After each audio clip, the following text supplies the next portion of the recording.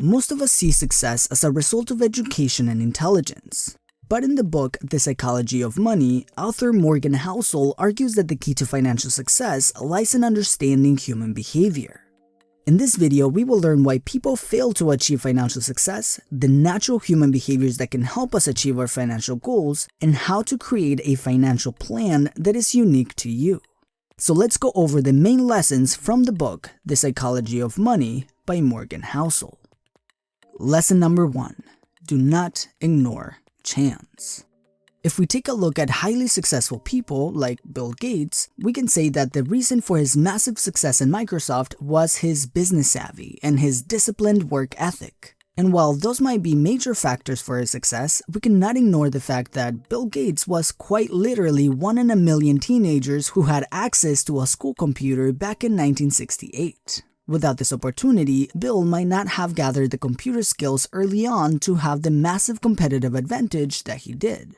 Housel explains that ignoring that chance plays a big part in these success stories can be dangerous, because many people trying to gain wealth by imitating some of the most successful and accomplished people in the world without having all the pieces. So trying to replicate what they did often doesn't work. Housel says that the more exceptional the story, the more unique the circumstances that came into play for their success. So instead of focusing on people, Housel says to pay attention to patterns. If many wealthy people did thing A to become wealthy, and only one person did thing B, then you might have a higher probability of being wealthy by following thing A. Now, in order to begin recognizing these patterns, you must be aware of who to listen to, which leads us to our next lesson. Lesson number 2. Don't confuse being rich with being wealthy. Housel shows us another reason why people fail to achieve financial success. We confuse being wealthy with being rich. He explains that being wealthy means you have a lot of money in the bank or in a variety of assets. In other words, wealth is money you did not use but is available if you need it. Being rich simply means having a high income. Housel says that it's fairly easy to tell when somebody is rich, but you can't really tell if they're wealthy or not. This is because wealth is invisible. You can see how much a person spent on an item, but you can't really see how much they have in their bank accounts or in their investment portfolios. Knowing the difference between being rich and being wealthy is important because as human beings, we learn by imitation, and learning who to imitate, and just as important, who not to imitate, can help us protect our wealth. Lesson number 3. Money buys control over time. Something interesting that psychologists found was that one of the main keys to happiness is having a sense of control. This is one of the biggest motivators to achieve financial success. When you have control over your time, you can choose what to do and when to do it. The key word here is control. When we don't feel control over our lives, we actually rebel against it. This is actually a psychological phenomenon called reactance. This is when our brains try to regain the control we lost or feel we might lose. If you feel a sense of reactance, this could be a good sign that your natural human behavior is already trying to move you towards control. Understanding the concept that happiness has to do with control, especially over our time, can help us develop a plan for what financial success looks like to you and what you need to achieve it. Which leads us to our next point. Lesson number 4. When is it enough? If happiness is our goal, our financial strategy is the tool to help us achieve it. It can be very easy to get distracted by shiny objects and the promise of riches beyond our wildest dreams. In today's world, the sky is the limit. And if modern capitalism is great at something, is creating wealth as well as creating envy. One is great, the other not so good. Housel says that when people get carried away by the promise of tremendous wealth without actually having a plan of what they want, people begin taking on risky behaviors and in many cases, borderline illegal.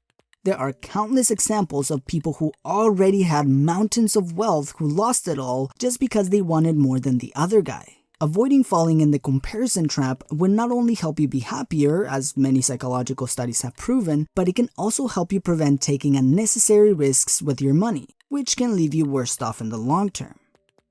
Lesson number 5. Turn saving money into a habit. Housel explains that there are 3 main reasons why creating the habit of saving money is so important. The first one is due to the nature of wealth. Since wealth is money you don't use, saving money is in itself creating wealth. 2. Is all under your control. There are many uncertainties in the financial world. Keeping a portion of the money you earn is one that is completely under your control. And number 3 is the easiest way to build wealth. Putting away a portion of your income is much easier than increasing your income. This doesn't mean you shouldn't focus on increasing your income, but instead build the habit of saving even if your income is still low. This ensures that you don't become just a rich guy when you start earning more money, but instead you build the habit of becoming wealthy.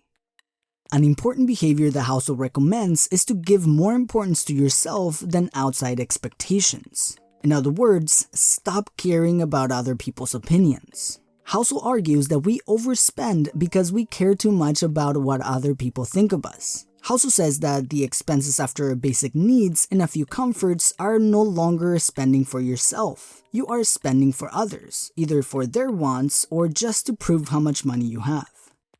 Lesson number 6. The psychology of compounded interest. Compounded interest is a tool that is talked about a lot in the topic of investing and building wealth. Just as a quick refresher, compounded interest is when you earn interest on both your principal, which is the original money you invested, and the interest that you previously earned. For example, if you have $1,000 invested at a 10% yearly return, you will make $100 in interest earned in the first year. This is added to your principal, and now you have $1,100. In year 2, your 10% will earn you $110. In year 3, you will earn $121. In year 4, you will earn $133, and so on. Understanding the math of compounding is fairly easy. But managing our behavior in the investment world can fully help us take advantage of compounded interest to help us maximize our money's earning potential, while keeping it relatively safe at the same time. Household explains that the most important factor when it comes to compounded interest is time, even more than yearly return percentages. At the beginning, our $1,000 investment doesn't feel very exciting at all. And that is the point. Even if we know how compounded interest works, it is hard to believe that just waiting can create impressive numbers. So instead, we try to create impressive numbers by creating and using other methods. But as history shows, this often leads to disappointing results. This is because in the world of investing, everything comes at a cost. The average return of the overall US stock market ranges from around 7 to 10% yearly. This can be considered to be a safe and expected return. This means that those who try to beat the market might have the possibility to earn a higher return, but with a much higher risk of loss. A 2020 report used by Business Insider showed that nearly 80% of actively managed mutual funds failed to keep up with the market. And these are professional investors. Meaning, you would have been better off putting your money in an S&P 500 index fund than having professional investors try to beat the market for you.